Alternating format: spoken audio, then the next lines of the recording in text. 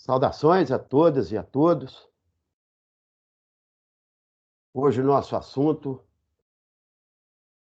é sobre o golpe da República, 15 de novembro de 1889. Né?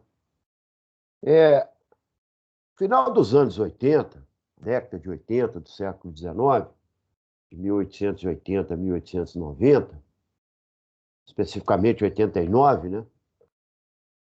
O governo da monarquia imperial vai enfrentar situações extremamente adversas. Tudo isso provocado pela grande mudança ocorrida, né, no Brasil aí, a partir de 1870. Né? Então, imaginar um governo que não tem o apoio do seu exército, criticado pela Igreja Católica, isso, criticado pela elite intelectual, as grandes cidades, né, criticado pela essa burguesia agrária agora que, né, representava o grande exportador de riqueza do país, os cafeicultores, especialmente do Oeste Paulista. E aí, já no final do Império, final dos anos 80, quando da abolição da escravatura, 1888, perdeu o apoio também daqueles conservadores, né, latifundiários, escravocratas, que ainda sustentavam o Império, se sentiram prejudicados, né, traídos pelo imperador, e retiraram-lhe também o apoio político. Então, era um governo que estava extremamente enfraquecido e, portanto, não representava mais os interesses dessa nova sociedade que agora sai do capital, sai do regime escravocrata, do escravagismo, para agora as relações, mesmo que, né, ainda titubeante, né, muito devagar, etc., a passos muito lentos, mas uma população agora de relações econômicas capitalistas, onde o capital privado se relaciona com a mão de obra assalariada, o trabalhador, o trabalho livre. Então, muitos conceitos novos, né, de sociedade estão aí agitando, especialmente as classes médias e a intelectualidade dos grandes centros. Estamos falando dos grandes centros aí do Rio de Janeiro, de São Paulo, né, de Porto Alegre, da Bahia, né, de Salvador, do Recife, né, de Belo Horizonte, e assim por diante. Eu compartilho com vocês aqui o nosso PowerPoint para a gente ir já falar sobre, entrar nesse assunto da República, né? Então tá lá, o golpe da República. E o povo assistiu bestializado, né? Isso é uma citação de Aristides Lobos. Aristides Lobo é um dos grandes republicanos do Brasil do final do século XVIII, século XIX, né? Um republicano que partia mais para o lado mesmo da democracia, para o lado popular da República, né? E que vai citar isso no jornal de São Paulo, a Gazeta, né? Onde ele fala de fato agora o Exército tomou conta, não é? Está na mão dos militares, o governo foi destituído pela mão armada, né?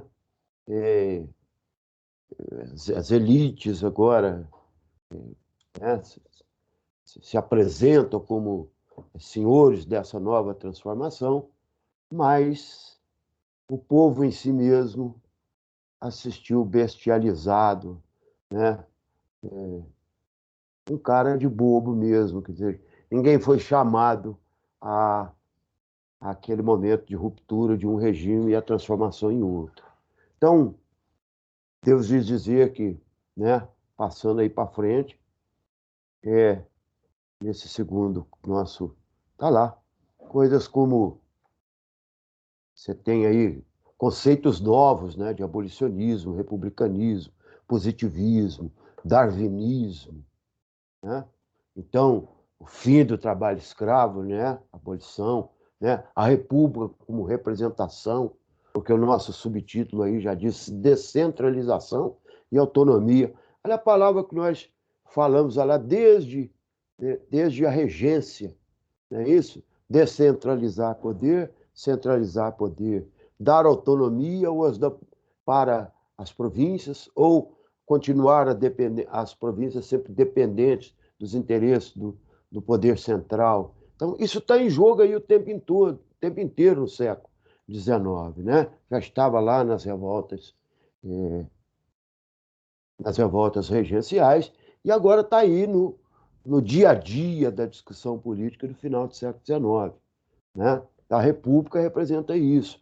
O tratamento do Estado, da nação, como uma coisa pública, uma coisa do povo, não uma coisa de um indivíduo ou de um monarca ali alicerçado, né, apoiado por uma pequena elite latifundiária, senhora de terra e de privilégios, mas tratar todas as questões de Estado como questão pública mesmo, né?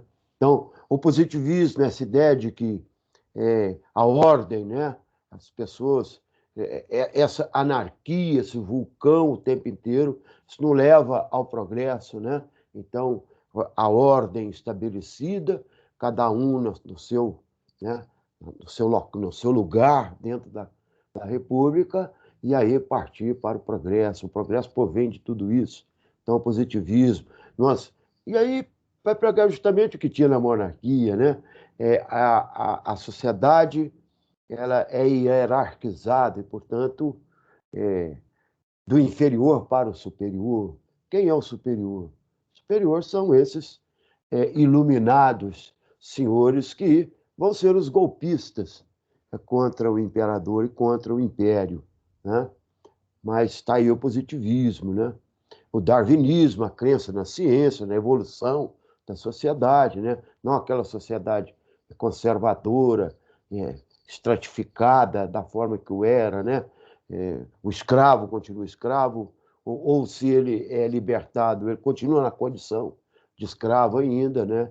E os patrões, os senhores, continuam sempre patrões e senhores, garantindo que o Estado, tendo a garantia de que o Estado está sempre a seu serviço e defendendo os seus interesses. Então, agora não, né? A evolução da sociedade, né?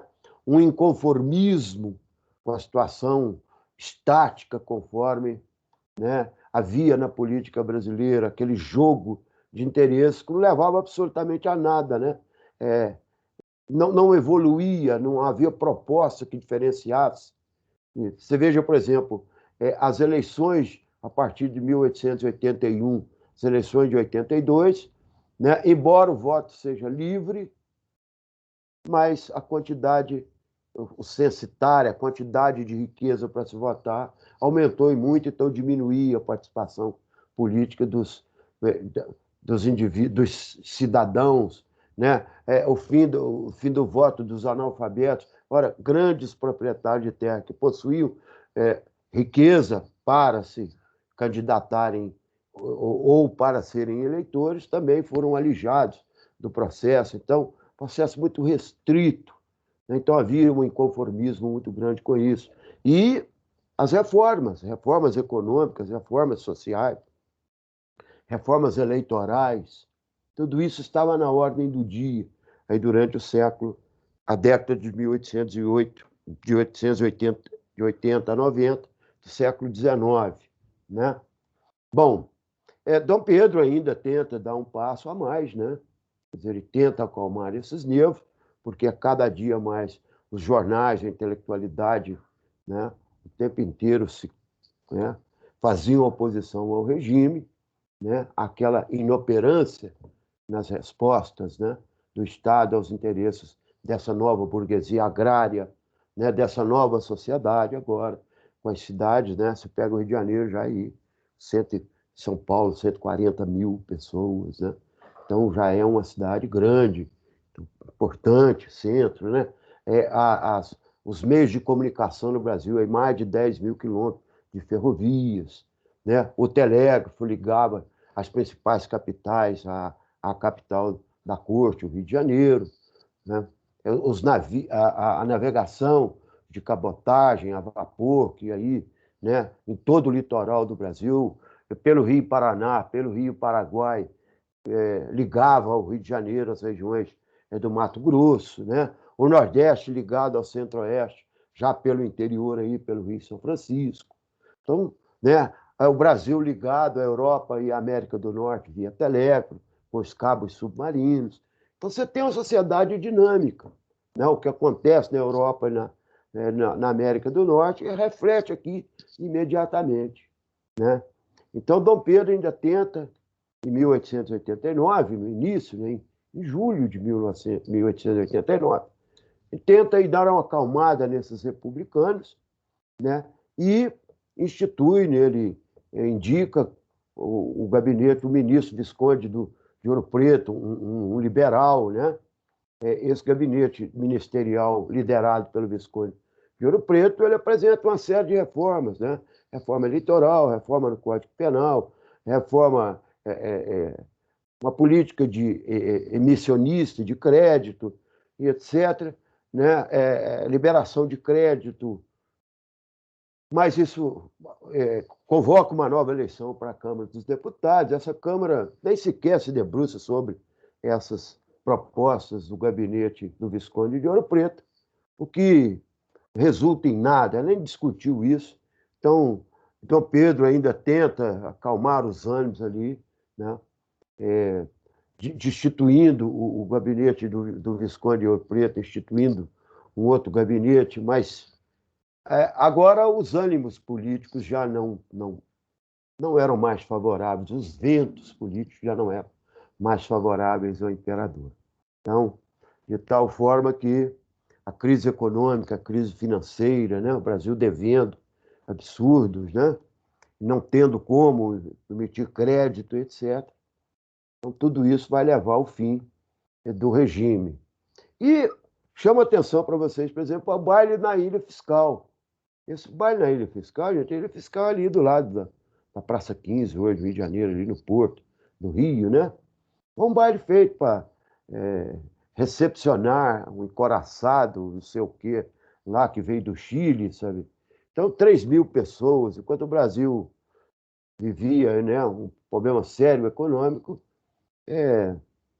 o governo imperial dava um baile para 3.000, né, pessoas, né, baile de gala.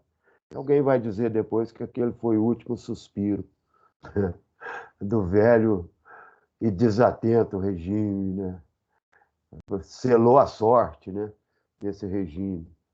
Bom, enquanto o baile ocorria, a conspiração, né? Se encontravam na casa do Marechal Deodoro, que, embora o Marechal Deodoro fosse um monarquista e amigo pessoal do imperador Dom Pedro II, né? Mas aí republicanos exaltados, republicanos radicais, como Quintino Bocaiúva, Silva Jardim, né? O militar Benjamin Constant, né? O Aristide Lobos, jornalista, né? O jornalista Francisco Quicério, Major Olímpio, Major Solon Ribeiro, outro republicano radical, né? Esse pessoal, Silva Jardim, né? Quintino Bocaiúva, juristas, políticos, né? Se encontram na casa do Marechal Deodoro e vão conspirar para o fim do, da monarquia, né? E o golpe, então, vai se dar no dia 15 de novembro, quando no dia 11 eles se encontram na casa, esse pessoal, né? Benjamin Constant, Quintino Bocaiúva, né? Esses republicanos desde a primeira hora, e vão ser chamados de republicanos históricos, né? E eles lançam, inclusive, um rumor, né? Uma notícia falsa que Teodoro, Dom Pedro tinha mandado prender Deodoro e Benjamin Constant, sabe? E aí, né, o segundo regimento, não sei das quantas, o primeiro regimento, não sei de quê, né, já toma marcha sobre o Campo de Santana, hoje chamada Praça da República, né? E Floriano Peixoto, que era chefe lá de uma daquelas nona cavalaria sei lá, de né, nona cavalaria, não sei das quantas, embora também fosse, né, um monarquista, ele vai aderir ao movimento.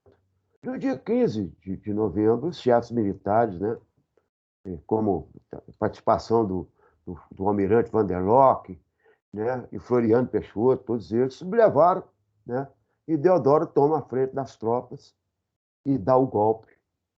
Né? Dom Pedro está no seu palácio em Petrópolis, fugindo do grande calor do Rio de Janeiro. Então, ele volta ao Rio de Janeiro, tenta, né, conversar com o Deodoro, mas o Deodoro já disse que agora não tem mais jeito, ele está comprometido com essas transformações. Né? Então, você tem participação umas alas mais radicais, umas alas mais moderadas do republicanismo, né? Mas já está comprometido, então o imperador só tem que deixar o Brasil em 24 horas. E na noite do dia 15 para o dia 16 de novembro de 1889, Dom Pedro saiu para o exílio, né? Foi embora para a França, onde logo depois ele vai morrer. Né? Então, forma com isso, né, lá no Deodoro, forma o governo provisório, e aí os jornais já são avisados de que o Brasil agora não tem mais uma monarquia, agora o Brasil tem uma república, né, formada pelo governo provisório, liderado pelo Marechal Deodoro da Fonseca. Portanto, a partir daí, né, eles lançam aí no dia 16 os membros desse governo provisório. Você coloca aí a figura, por exemplo, de, né, Rui Barbosa, grande jurista brasileiro, né, como ministro das Finanças, né, um jurista e ministro da Finanças. Né. É, o Quintino Bocaiúva, o Benjamin Constant, como ministro das Relações Exteriores, ele como principal presidente aí do Partido Republicano, o Campos Salles, outro extremista, né, federalista, um indivíduo que pregava a autonomia maior autonomia para os estados, né, porque o Brasil agora é uma federação de estados, tal qual os Estados Unidos, né? Passamos a chamar, por exemplo, agora Estados Unidos do Brasil, mesmo? Não, Benjamin Constant, o Ministério da Guerra, o Walter Republicano, né, ministro da Marinha, o Demétrio da Agricultura, Aristide Lobos, né, esse vai para o Ministério do Interior, sei que já falei, tinha tendências mais de um republicano mais popular. Né? Então está formado aí o governo provisório. Bom, então tratam logo de apresentar, né, esse novo modelo para o povo brasileiro, os símbolos da República agora, né, dessa chamada federação. Né? Então, uma nova bandeira com o lema positivista, né, ordem e progresso. Já vamos, daqui a pouco, aí, no percorrer das nossas outras aulas, nós vamos saber o que significa esse lema e o que esse ordem e progresso significa. Né?